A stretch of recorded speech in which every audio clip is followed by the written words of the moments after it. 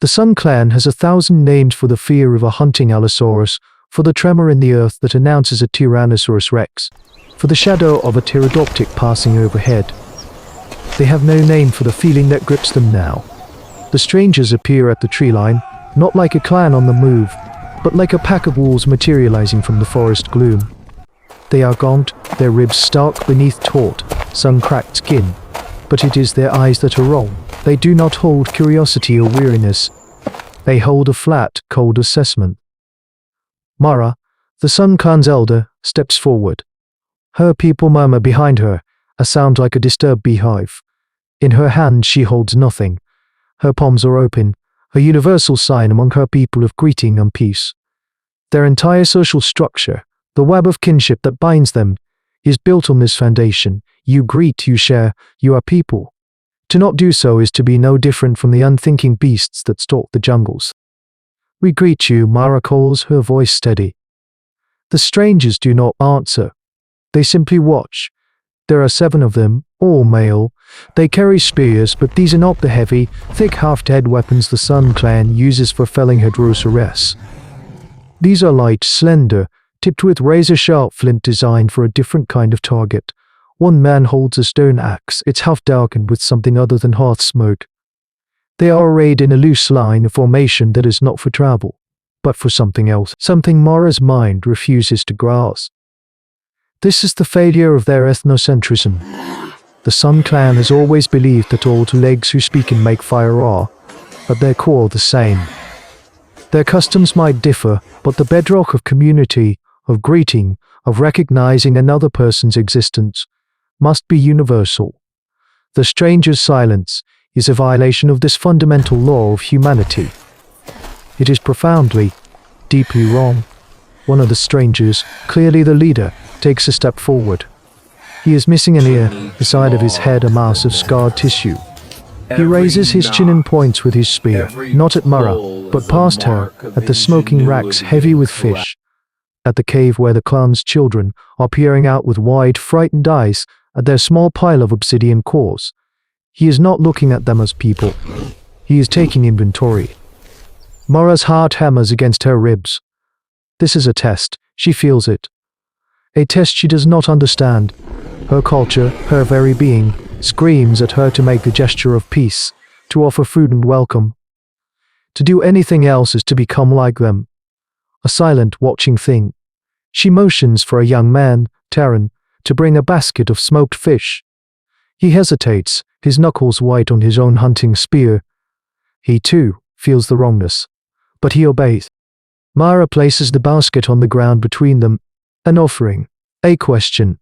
Are you people? The scar-faced man stalks forward.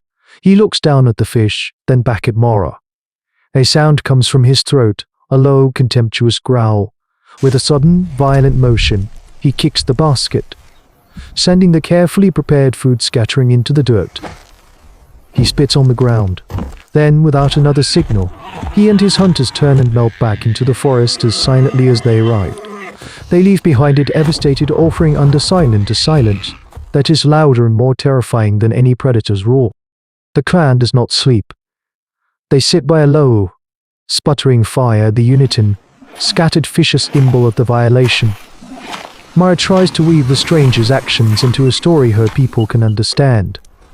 Perhaps we offended their spirits, she suggests, her voice lacking its usual conviction. Perhaps the offering was the wrong kind. They are a people of ritual and reason. Every event has a cause, a story that fits within their worldview, but the stranger's cold silence offers no purchase for a story. It is a smooth, sheer cliff of wrongness that their minds cannot climb. The profound cultural dissonance leaves them agitated and afraid, like herd animals who smell a predator they cannot see. Terran, the young hunter, disagrees. Their spirits were not offended, he says, his hand resting on the polished bond handle of his hunting spear.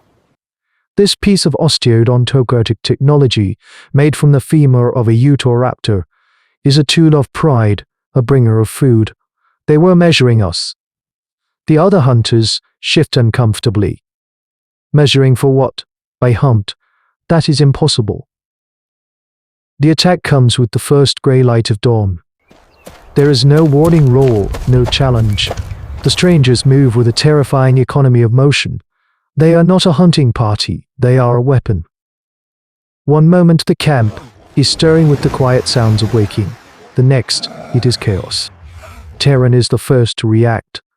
He sees them emerge from the mists, their slender spears held low. He stands, his own heavy spear held ready, and opens his mouth to shout the formal challenge cry used to scare off rival predators from a kill. The sound dies in his throat. The scar-faced man does not slow. He does not meet Tieran's eyes. As he runs past, he makes a short, fluid motion, a flick of the wrist. The light flint-tipped spear takes Terran in the throat. There is no sound, just a spray of reddened look of utter, childlike surprise on the young hunter's face as he stumbles backward, his hand going to the impossibly small thing that has just ended him. He falls, his great hunting spear clattering uselessly on the rock. The clan scatters in shrieking, uncommerfantide terror. This is not a fight. It is a culling. The strangers are not enraged. Two of them run directly to the smoking racks, cutting down the remaining fish. Another pair storms the main cave, not to kill, but to seize the clan's supply of unworked obsidian and flint cores. They shove aside a screaming woman, not with malice, but with the same impersonal force one would use on a stray animal. They are not killing for sport, they are not even killing for dominance. They are killing for things. Mara watches from the shadows of a rock outcropping, her mind a shattered vessel. She sees a stranger drive his spear into the back of an elder who is too slow to flee. The motion is practice detached. This is what breaks her.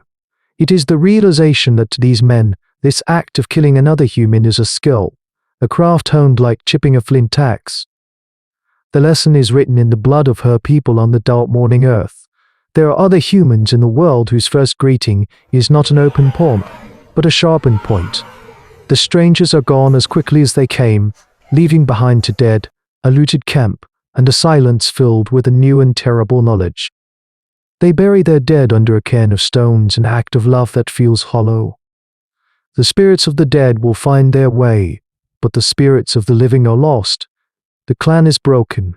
The children whimper in their sleep, and the hunters stare at their own hands as if they are foreign objects. Their tools, their entire material culture, suddenly seem naive and inadequate. What is a heavy hadrosaur spear against the swift, silent death that took Terran? They are people armed for a world that no longer exists. Mara sits alone, watching the sun climb the sky. The strangers will be back. She knows this with a certainty that freezes the marrow in her bones. They were not fighting for territory or honor. They were harvesting, and the harvest was good. They will return for the rest. Her people are huddled in the cave, paralyzed by a grief and fear they cannot name. They are waiting for her to tell them what to do, what story to believe in. She has no story, a crossroads in the soul of her people. They can remain the Sun Clan and be annihilated, or they can survive and become something else, something colder and sharper. She rises and walks to where Tieran's body lay. His great spear is still there, its fire-hardened tip buried in the dirt. Beside it lies one of the strangers' weapons, dropped in the haste of their departure. She picks them both up. She walks to the center of the camp, where the remaining hunters sit in a circle of shock, and drives the points of both spears into the hard-packed earth. "Look," she says, her voice raw. It is not the voice of an elder, but the flat, dead tone of a flint blade being struck. They look. They see Tieran's spear, thick as a man's wrist, heavy, powerful. A tool for punching through the armored hide of a stegosaurus. Beside it, the stranger's spear is a viper, thin, light, almost delicate. Its point is a sliver of obsidian, barbed and designed not to bludgeon, but to enter, tear, and remain. His, Mara says, touching Tieran's spear, is for killing a beast. It is made to give us life. Then her hand moves to the other spear. This, she says, and her voice breaks for a moment, is for killing a man. It is made to take a life like ours. A hunter named Biowa spits on the ground. We are not them. No, Mara agrees. her eyes locking onto his. We are the ones who are still alive. Terran is dead because his spear was too slow. Alan is dead because he did not know a man would strike him from behind. They will come back for our children, for our tools, for our meat. Will you greet them with an open hand again? The silence is her answer. She has given them a story, and it is a terrible one. She walks to the pile of obsidian cores the strangers left behind. She picks up a large, smooth stone. For generations, the sound of flint napping has been the sound of life, the creation of scrapers for hunting spears. When she strikes the first flake from the core, the sharp crack that echoes through the camp is the sound of an unmaking. It is the birth of warfare, their faces masks of horror and dawning grim understanding. One by one, they rise and come to the pile. They pick up their stones. The rhythmic, terrible work begins. This is the moment innocence dies, not with a roar but with the quiet, deliberate chipping of stone. The invention of the first weapon intended for human hands was a far more significant event in our hominid history than the invention of the first tool. It was an admission, a concession to a darkness that, once acknowledged, could never again be unseen. The some can't survived. They learned to fight, to kill, to think like their enemies. But in doing so, the sun for which they were named set forever on their world. This tragic piece of anthropology teaches us a chilling lesson that peace is a fragile, precious state, and its truest cost is only ever known by those who have been forced to leave it behind.